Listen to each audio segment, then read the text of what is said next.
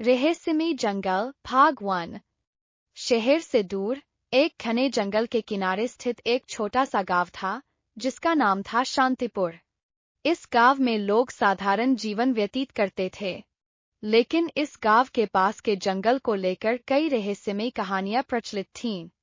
कहा जाता था कि जो भी उस जंगल में गया वह फिर कभी लौटकर नहीं आया।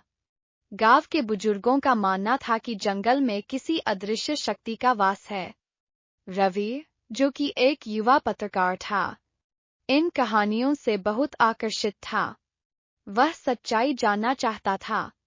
उसने अपने मित्र अर्जुन और स्नेहा के साथ जंगल की रहस्यमयी सच्चाई को उजागर करने का फैसला किया।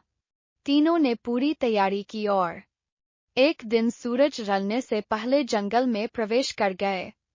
जंगल में घुसते ही एक अजीब सी ठंडक महसूस हुई। हर ओर घना अंधकार था और रह-रहकर अजीबोगरीब आवाजें आ रही थीं।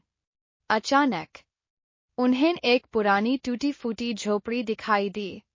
झोपड़ी के दरवाजे पर खून के धब्बे थे। तीनों के दिलों की धड़कन तेज हो गई। अर्जुन ने हिम्मत जुटाकर दरवाजा खोला, लेकिन जैसे ही उसने अंदर कदम रखा, एक जोरदार चीख सुनाई दी। तीनों भयभीत होकर पीछे हट गए। स्नेहा ने कहा, हमें वापस लौट जाना चाहिए। यह जगह ठीक नहीं लग रही, लेकिन रवि को रहस्य जानने की जिद थी। उसने टॉर्च जलाकर झोपड़ी के अंदर झांका और वहां उसे एक पुराना, धूल से भरा किताबों का ढेर दिखा। रवि ने एक किताब उठाई, लेकिन जैसे ही उसने उसके पन्ने पलटे, हवा में अचानक सरसराहट होने लगी।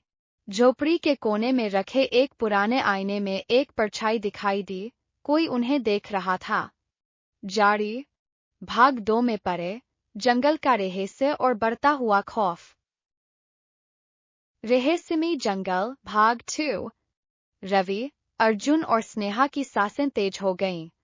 झोपड़ी के कोने में रखे उस पुराने आईने में जो परछाई दिखाई दी थी, वह धीरे धीरे और स्पष्ट होती जा रही थी।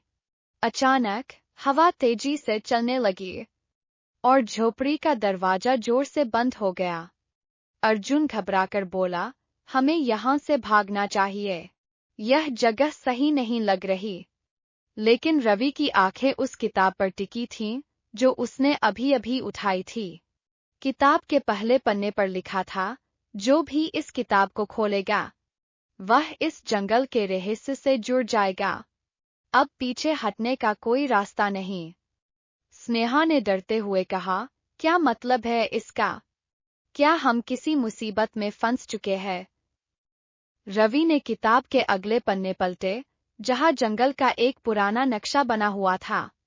इस नक्शे के अनुसार झोपड़ी से थोड़ी दूरी पर एक पुराना मंदिर था, जिसके बारे में गांव वालों ने कभी नहीं बताया था। हमें इस मंदिर तक पहुंचना होगा, रवि ने दृढ़ता से कहा। यही इस रहस्य की कुंजी हो सकता है। अर्जुन और स्नेहा पहले तो झिझके, लेकिन फिर दोनों ने हामी भर दी। वे झोपड़ी से बाहर निकले और नक्शे के अनुसार मंदिर की ओर चल पड़े। रात का समय था और जंगल पहले से भी ज्यादा डरावना लग रहा था। अचानक पेड़ों के बीच से किसी के चलने की आहट सुनाई दी। तीनों ठिठक गए। कौन है वहां? अर्जुन ने कांपती आवाज में पूछा। कोई जवाब नहीं आया, लेकिन एक परछाई तेजी से उनके पास आती दिखी। तीनों घबराकर दौड़ने लगे, लेकिन तभी एक कर्कश आवाज गूंजी, अब तुम वापस नहीं जा सकते। जारी भाग 3 में पड़े मंदिर का रहस्य और अज्ञात साया। रहस्यमयी जंगल भाग 3। रवि, अर्जुन और स्नेहा की सांसें तेज हो गईं। जंगल के अंधेरे में वह रहस्यमयी साया उनकी ओर बढ़ रहा था। अचानक टॉर्च की रोशनी में एक बूढ़े आदमी का चेहरा दिखा। उसकी आंखें चमक रही थीं और उसके चेहरे पर अजीब सी गंभीरता थी। तुम लोग यहाँ क्या कर रहे हो? बूढ़े आदमी ने गहरी आवाज में पूछा। रवि ने हिम्मत जुटाकर कहा, हम इस जंगल के रहस्य को समझना चाहते हैं। हमने झोपड़ी में एक किताब और एक पुराना नक्शा पाया, जिसमें इस मंदिर का जिक्र था। बूढ़ा आदमी चौंक गया और बोला, अगर तुम सच में यह जानना चाहते हो तो मेरे साथ आओ। लेकिन याद रखना, यह तुम्हारी परीक्षा है। अगर तुम असफल हुए तो यह जंगल तुम्हें कभी वापस नहीं जाने देगा। तीनों ने एक दूसरे को देखा और फिर हिम्मत करके उसके पीछे चल पड़े। कुछ ही देर में वे एक प्राचीन मंदिर के सामने खड़े थे। मंदिर टूटा फूटा था, लेकिन उसके दरवाजे पर अजीब सी नक्काशियां बनी थीं, जिनमें आंखों जैसी आकृतियां उभरी हुई थीं। बूढ़े आदमी ने दरवाजे पर हाथ रखा और अचानक पूरा मंदिर हिलने लगा। दरवाजा धीरे धीरे खुला और भीतर से एक अंधेरी गुफा का रास्ता दिखाई दिया। यह मंदिर सिर्फ उन्हीं के लिए खुलता है जो इसके रहस्य को सुलझाने के लिए तैयार होते हैं, बूढ़े आदमी ने कहा।